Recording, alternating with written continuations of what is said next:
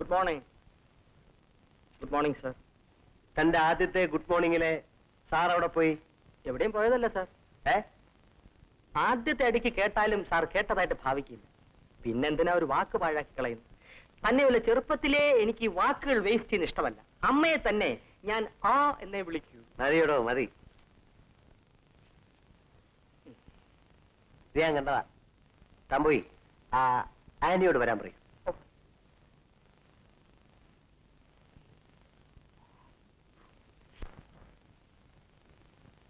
Good morning sir. Morning. അനി, balance sheet ഡൽഹിയിലേക്ക് അയച്ചോ? Auditors ഇങ്ങോട്ട് വരുന്നതുകൊണ്ട് സാർ അയക്കണ്ടെന്നല്ലേ പറഞ്ഞത്? അത് ശരി. നാളെ പബ്ലിക് ഹോളിഡേ ആണ്. സോ യു ആർ ഫ്രീ അല്ലേ?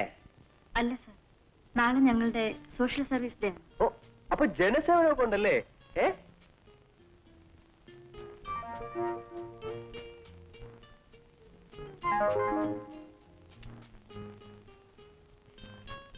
ഇത് ഗാന്ധിയുടെ ടിക്കറ്റാണ്. ഡൽഹിയിലെ മാനേജർ ഇന്നലെ തന്നെ പോയതുകൊണ്ട് ഒരെണ്ണം മിച്ചം വന്നു. ഇതാനിക്കിരിക്കട്ടെ. ദേ, കിട്ടാൻ വളരെ ബുദ്ധിമുട്ടായതുകൊണ്ട് ബ്ലാക്ക് വായിച്ചതാണ്. Come on come on. മാട്രിക്കാണ്, മാറ്റിനി.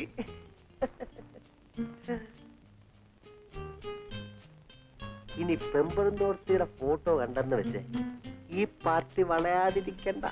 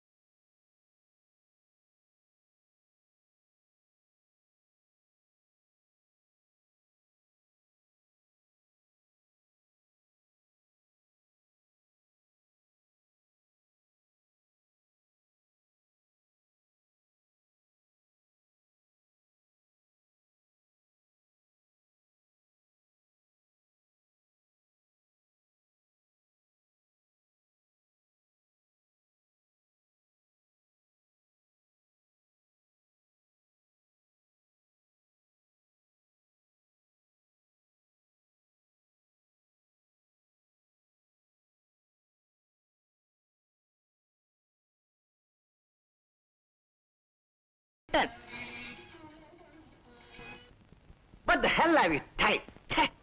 എന്ത് പറ്റി sir? Look, it is full of mistakes. നിറയെ അക്ഷരത്തെറ്റ്. At least തരുന്നതിന് മുമ്പ് നിൽക്കുന്ന വായിച്ചു പോയിക്കൂടെ? സോറി സർ, ഇത് ഞാൻ ടൈപ്പ് ചെയ്തതല്ല, ഡൽഹിയിൽ നിന്ന് വന്നത്. See, I am talking about the responsibility. Are you responsible? Yes sir. You are not. Are you punctual? Yes sir. You are not. എന്തുണ്ടായെന്ന് പറയൂ സർ. പേപ്പേഴ്സ് എല്ലാം അതാത് ഡേറ്റ്സിൽ അയക്കുന്നു. രാവിലെ കൃത്യം 9 മണിക്ക് വരുന്നു, 6 മണിക്ക് ശേഷം പോകുന്നു. No, no, no.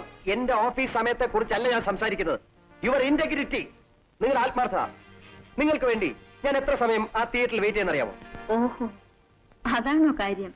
അതെ, നിങ്ങൾ വന്നില്ല എന്നതുകൊണ്ടല്ല, നിങ്ങൾ കാരണം എനിക്ക് കൂടി ആ നല്ല ചിത്രം കാണാൻ പറ്റാതെ പോയി. Gandhi, father of the nation, എന്നെ വിടൂ. ആനിക്ക് ഈ നാടിനോട് ഒരു ആത്മാർത്ഥത വേണ്ടേ? ഗാന്ധിയുടെ തത്വങ്ങൾ എന്നോടൊപ്പം അനിയും പഠിക്കട്ടെ. ഞാൻ വരാമെന്ന് പറഞ്ഞില്ലല്ലോ. ടിക്കറ്റ് തന്നു, വാങ്ങി, കാമാക്ഷി വിട്ടു. കാമാക്ഷി, നിങ്ങൾക്ക് വേറെ ആരെങ്കില്ല. You collect me hotel Taj.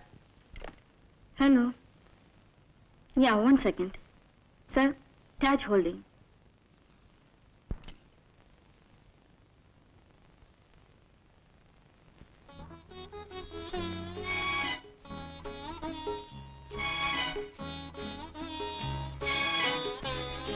എനിക്കും റോസ് വളരെ ഇഷ്ടം, ചെറുപ്പം മുതൽ.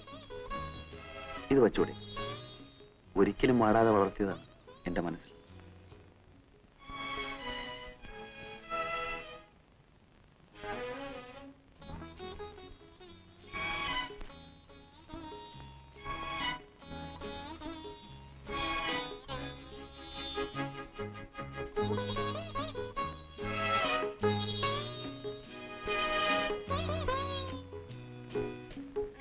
എന്റെ പൂന്തോട്ടം നിറയെ റോസാച്ചെടികളാണ്.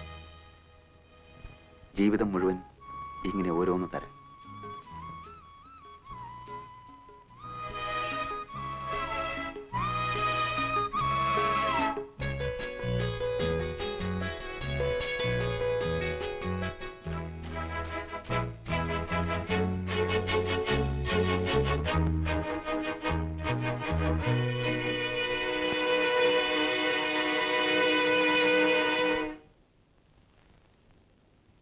കൊള്ളാം.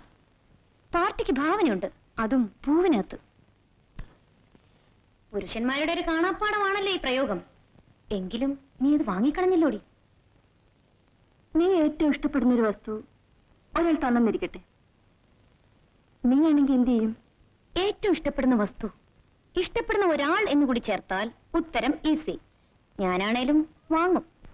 എങ്കിലും പെട്ടെന്ന് അങ്ങനെ വാങ്ങാൻ പാടില്ലായിരുന്നല്ലേടി? ഒരിക്കലും പാടില്ലായിരുന്നു. അയാൾ വെച്ച് നീട്ടി, നീ വാങ്ങി. ഇതിലെന്താടി ഒരു ത്രില്ല്? ഞാനായിരുന്നെങ്കിൽ അയാളെ ചുരുങ്ങിയതൊരു 50 പ്രാവശ്യമെങ്കിലും നടത്തി വായി വരുന്നതെല്ലാം പറഞ്ഞ് ആളൊരു പരുവമാവുമ്പോ പതുക്കെ തുടങ്ങും. ആദ്യം ഒരു ചിരി, കിക്കിക്കുന്നല്ല, ചുണ്ടിൽ മാത്രം. പിന്നെ പറയണോ, എതിർപക്ഷത്തിന് അത് മതി. ഊണില്ല, ഉറക്കമില്ല, കുളിയില്ല, ജപമില്ല, കണ്ണിലും മനസ്സിലും ഞാൻ മാത്രം. അങ്ങനെ ആദ്യം നമ്മൾ സ്ത്രീകൾക്ക് ഒരു വിലയുണ്ടെന്ന് വരുത്തുക. പിന്നെ പ്രേമം, വിവാഹം. സമ്മതിച്ചോ? അല്ല, സമ്മതിച്ചോന്ന്?